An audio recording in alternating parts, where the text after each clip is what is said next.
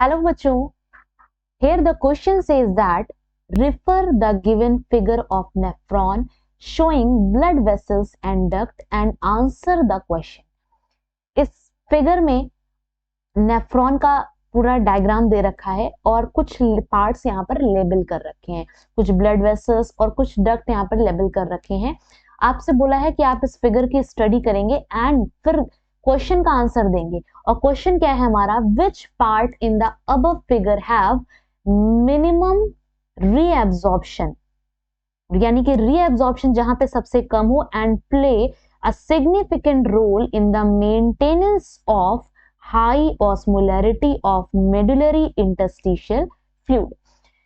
Question में हमसे ये पूछा है कि इनमें से ऐसा कौन सा पार्ट है जहां पर अगर हम रीएब्जॉर्प्शन की बात करें तो वो सबसे कम होता है, लेकिन ऑस्मोलैरिटी मेंटेन करने के लिए उसका बहुत इंपॉर्टेंट रोल है। तो ऐसा पार्ट हमें इसमें देखना है।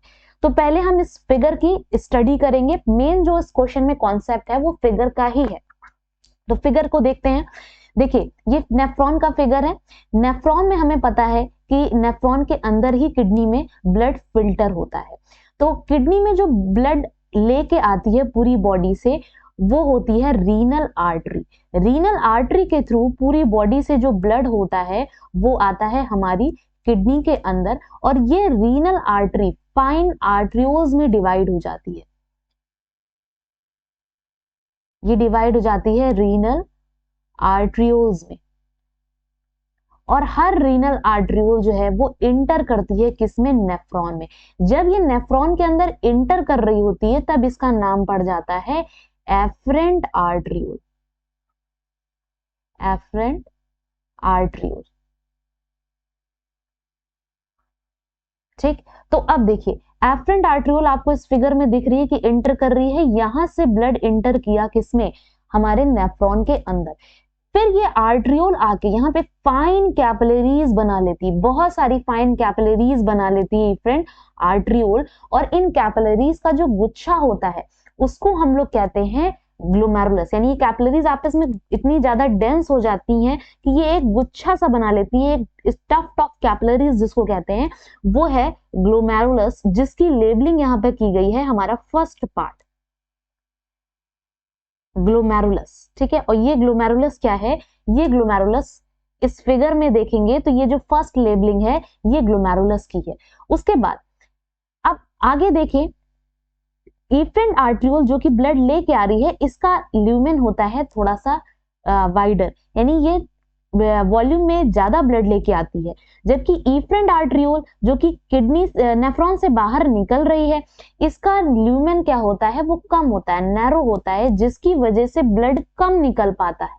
यानी जो अमाउंट ब्लड का अंदर आ रहा है नेफ्रॉन के अंदर वो ज्यादा है और निकलने वाला अमाउंट क्या है, कम है, जिसकी वजह से इस ग्लोमेरुलस वाले हिस्से में ब्लड एक्यूमुलेट होने लगता है। और एक्यूमुलेट होने के बाद ब्लड प्रेशर यहाँ का बहुत हाई हो जाता है, जिसकी वजह से ब्लड क्या होगा, वो ब्लड फिल्टर होके इस सेकेंड पार्ट में आ जाता है, ठीक। और इस सेकेंड वाले पार्ट का नाम है, ये जो 2 नंबर का जो पार्ट है यहाँ पर, ये दिस वन, इसको हम लोग कहते हैं ग्लोमेरुलस। ग्लोमेरुलस के नीचे जो पार्ट है इसका नाम है बाउमन्स कैप्सूल। यानी ग्लोमेरुलस के नीचे वाला जो हिस्सा है सेकेंड नंबर का, this one is called Bowman's capsule. बाउमन्स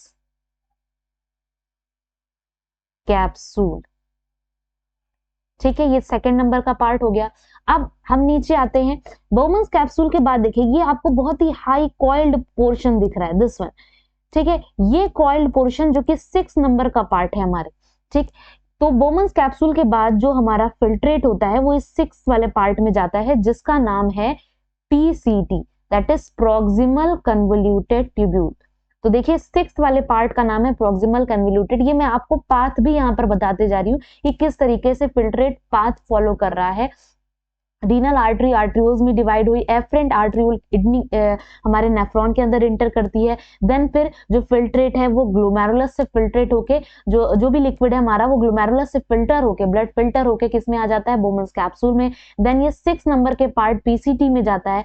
PCT से ये क्रॉस होता हुआ ये हमारे लूप ऑफ हेनले में आ जाता है। तो आप देख रहे हैं यहाँ पे 2 पार्ट हैं, थर्ड एंड फोर्थ। ठीक है, तो पहले थर्ड वाला पार्ट है, जो ब्लड है वो पहले थर्ड वाले पार्ट से गुजरता है और इस पार्ट का नाम है, ये दोनों ही पार्ट हैं तो हेनलेज लूप, ये दोनों ही पार्ट क्या हैं, ये दोनों ही हेनलेज लूप है। लेकिन फिर भी दोनों में डिफरेंस क्या है, दोनों में डिफरेंस ये है कि जो थर्ड वाला पार्ट है इसमें जो लिक्विड है वो नीचे की तरफ जा रहा है, इसलिए इसका नाम है descending limb of Henle's loop. ठीक, थर्ड वाले पोर्शन में आप देखें ब्लड नीचे की तरफ जा रहा है, जबकि फोर्थ वाले पोर्शन में ये ब्लड ऐसे रिवर्स डायरेक्शन में ऊपर की तरफ जा रहा है, तो इसीलिए थर्ड वाले पार्ट का नाम है descending limb of Henle's loop और फोर्थ वाले पार्ट का नाम है ascending limb of loop of Henley. ठीक है, तो पहले हम लोग थर्ड वाले पार्ट की बात करें। थर्ड वाले पार्ट का नाम यहाँ पर क्या है, थर्ड वाला जो हमारा पार्ट है इसको हम लोग क्या कह रहे हैं, डिसेंडिंग लिम्ब,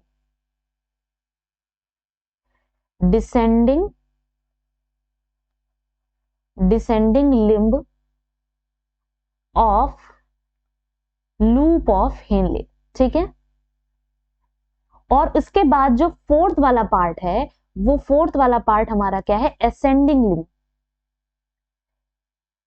ये है हमारा असेंडिंग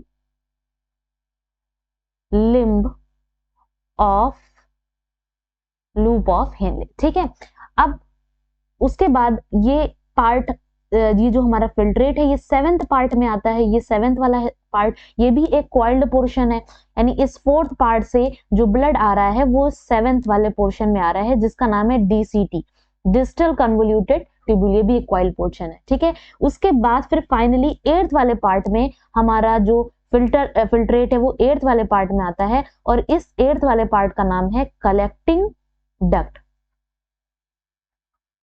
कलेक्टिंग डक्ट।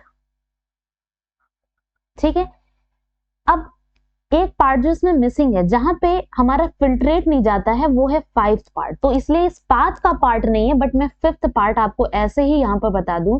ये फिफ्थ पार्ट क्या है, हमारी जो एफरेंट आर्ट्रियोल है ये आकर पूरे के पूरे इस ट्यूबुलर हिस्से को कवर कर लेती है, इसको चारों तरफ से रैप कर लेती है, और इस नेटवर्क को बोलते हैं पेरिट्यूबुलर कैपिलरीज। ठीक है, ये पूरा का पूरा जो रेड कलर का पोर्शन है आपको, ये कहलाता है पेरिट्यूबुलर कैपिलरीज। अब इस पेरिट्यूबुलर कैपिलरी की वो ब्रांच जो हेनलेज लूप के पैरेलल चल रही, देखिए ये भी रेड कलर की एक ब्रांच है जो कि यू शेप्ड है, इसी का नाम है वासा रेक्टा, और यही है हमारा फिफ्थ वाला पोर्शन, वासा रेक्टा। बट ध्यान रखेंगे ये वासा रेक्टा किसी भी तरीके से हमारे इस पाथ को फॉलो नहीं कर रहा है, यानी फिल्ट्रेट यहाँ पे नहीं जा रहा है, यहाँ पे ब्लड जाता है जो कि इफरेंट आर्टरियोल से बाहर आता है।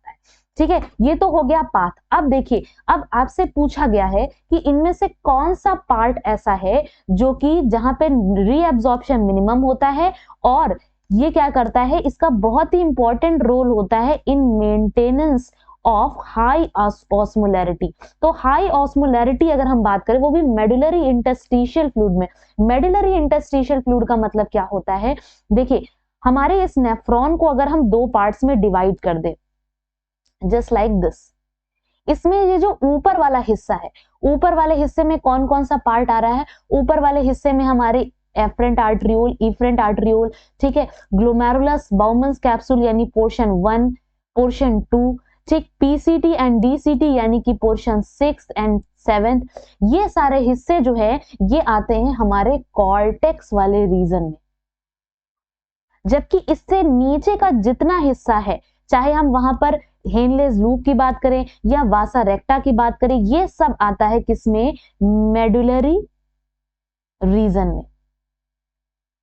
ठीक है, ये किसमें आता है, medullary portion of the kidney में आता है। ठीक है, मेडुलरी इंटरस्टिशियल का हिस्सा है ये। अब इसका मतलब अगर मेडुलरी इंटरस्टिशियल फ्लूइड के ऑस्मोलैरिटी की बात हो रही है तो थर्ड, फोर्थ, फिफ्थ में से ही कोई होगा। ठीक है, अब देखिए ऑप्शन देखिएगा यहाँ पर, इसमें आपसे पूछा है कि रीअब्जॉर्प्शन किसमें सबसे कम होता है, तो रीअब्जॉर्प्शन सबसे कम होता है हेनलेज लूप में, और हेनलेज लूप और वासा रेक्टा ये मिलके बहुत इंपॉर्टेंट रोल प्ले करते हैं किसमें, हमारे ऑस्मोलैरिटी को, हाई ऑस्मोलैरिटी को मेंटेन करने में। जैसे जैसे जो हमारा फ्लूइड होता है वो नीचे की तरफ बढ़ता जाता है, वैसे वैसे वो क्या हो जाता है, हाईली कंसंट्रेटेड होता है। नीचे की तरफ अगर हम बात करें तो 1200 ऑस्मोल पर लीटर, ये क्या होता है, ये हमारा कंसंट्रेशन आ जाता है। ठीक है, तो इतना कंसंट्रेटेड हो जाता है फ्लूइड नीचे पहुंचते पहुंचते। और ये किस वजह से होता है, क्योंकि हमारा जो डिसेंडिंग लिम्ब है, descending limb is permeable for water, ये क्या करता है, धीरे धीरे वाटर को बाहर निकालता है। असेंडिंग लिम्ब क्या करता है, असेंडिंग लिम्ब धीरे धीरे से यहाँ से इलेक्ट्रोलाइट को बाहर निकालता है।